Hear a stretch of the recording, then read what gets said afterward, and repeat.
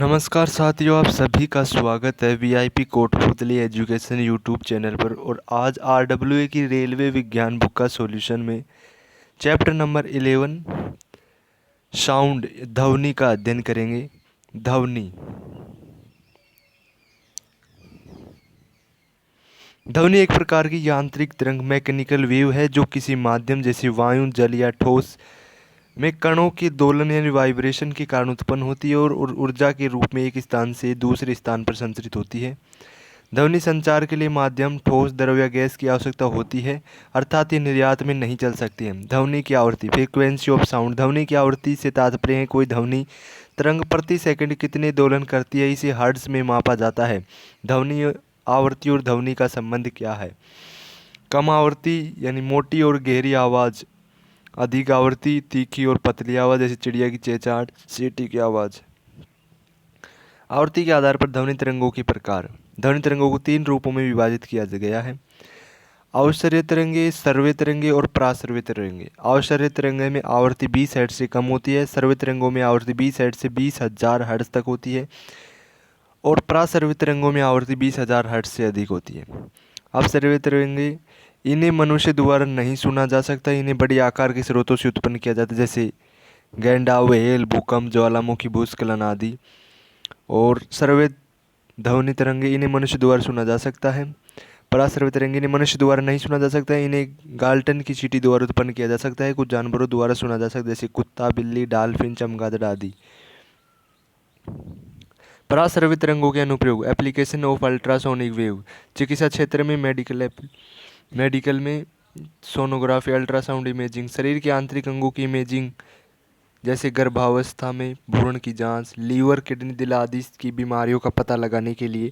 Therapy और उपचार में हड्डी और मांसपेशियों की चोटों के उपचार में, हड्डी और जोड़ों की सूजन में, दर्द कम करने के लिए। अल्ट्रासोनिक सर्जरी, ट्यूमर या पथरी को नष्ट करने में। आँखों में मोतियाबिंद के इलाज के लिए। औद्योगिक अनुप्रयोग की बात करें तो अल्ट्रासोनिक सफाई, गहनों, चश्मों, घड़ी और मशीनों के छोटे हिस्सों की सफाई के लिए। लैब उपकरणों और मेडिकल इंस्ट्रूमेंट्स को साफ करने में। सामग्री परीक्षण, धातु और ठोस धातुओं में दरारें और दोषों का पता लगाने में। पुलों, इमारतों और पाइपलाइनों के निरीक्षण में। वेल्डिंग, प्लास्टिक और धातु के टुकड़ों को जोड़ने में। इलेक्ट्रॉनिक्स, ऑटोमोबाइल्स, पैकेजिंग उद्योग में। संचार और नेविगेशन में। सोनार, साउंड नेविगेशन एंड रैगिंग। सोनार की फुल फॉर्म। समुद्र की गहराई मापने और पनडुब्बियों की लोकेशन पता लगाने में। मछलियों की उपस्थिति और उनकी स्थिति का पता लगाने में। चमगादड़, डॉल्फिन का नेविगेशन। चमगादड़ परासर्वे तरंगों का उपयोग कर अंधेरे में उड़ते हैं। डॉल्फिन पानी के नीचे संचार और शिकार के लिए इन्हें प्रयोग करती है। सुरक्षा और तथा रक्षा क्षेत्र में। सिक्योरिटी एंड डिफेंस में। अल्ट्रासोनिक मोशन डिटेक्टर, सेंसर जो अल्ट्रासोनिक तरंगों के जरिए चोरी और घुसपैठ का पता लगाते हैं। बैंक, संग्रहालय और गोदाम में सुरक्षा प्रणाली के रूप में। ड्रोन और निगरानी प्रणाली, रोबोटिक्स और ड्रोनों में बाधाओं का पता लगाने में। टकराव से बचने के लिए।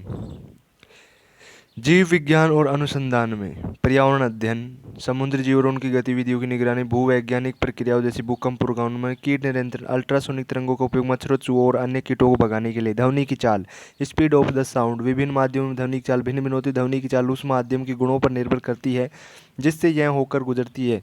यह माध्यमों के तापमान पर निर्भर करती है। यदि माध्यम के तापमान में वृद्धि हो जाए तब ध्वनि की चाल में भी वृद्धि होती है।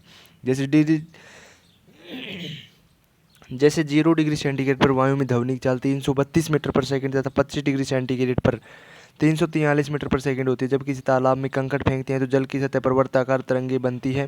पानी शो में एक स्थान से दूसरे स्थान पर नहीं जाता है बल्कि इसकी सतह के कण ऊपर नीचे दोलन करते हैं और ऊर्जा आगे बढ़ती है। ध्वनि की चाल में भी वृद्धि होती है।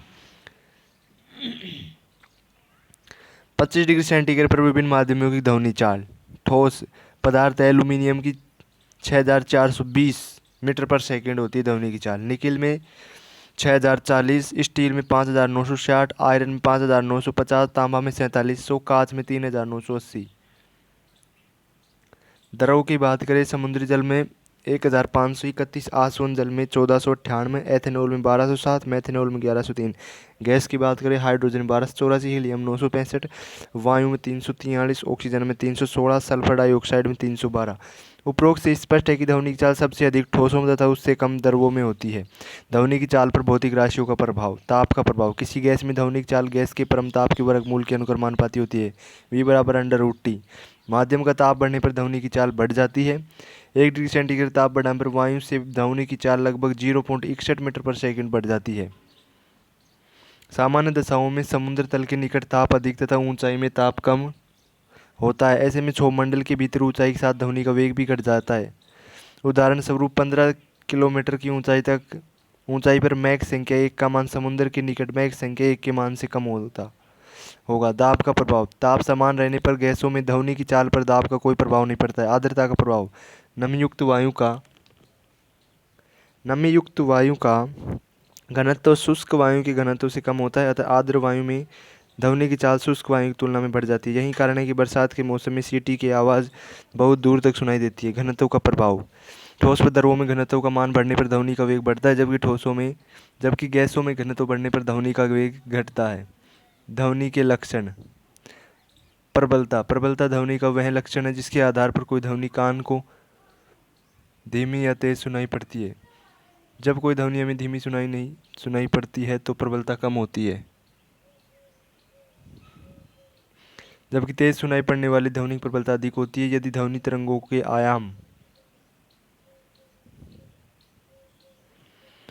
आयाम छोटे हैं तब ध्वनि धीमी या मृदु होती है। यदि ध्वनि तरंगों के आयाम बहुत बड़े हैं तब ध्वनि अधिक या असहज होगी। ध्वनि की प्रबलता विहार डेसिबल में मापी जाती है। विभिन्न ध्वनि स्रोतों की प्रबलता। फुसफुसाहट की 15 से 20 डेसिबल, सामान्य वार्तालाप 30 से 60, जोर से बात करने की 60 से 70, ट्रैक या ट्रैक्टर की 90 से 100, यंत्र कारखाने 100 से 120, ऑर्केस्ट्रा एंड डीजे की 110 से 150, जेट विमान 140 से